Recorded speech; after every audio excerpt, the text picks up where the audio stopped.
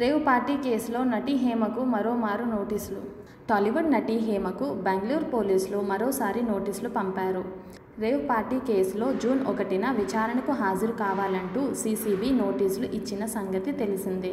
అయితే మే 27న viral fever వల్ల తను విచారణకు రాలేనంటూ కొంత సమయం కావాలని కోరుతూ బెంగళూరు పోలీసులకు లేఖ రాసింది హేమ.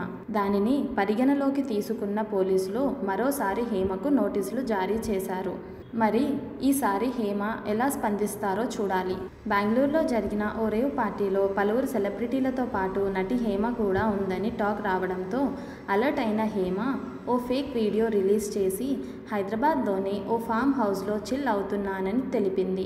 అయితే అక్కడున్న వారిలో హేమ కూడా ఉందని, మాదక ద్రవ్యాలు సేవించిందని ఆ సాయంత్రానికే పోలీసులు నిర్ధారించారు.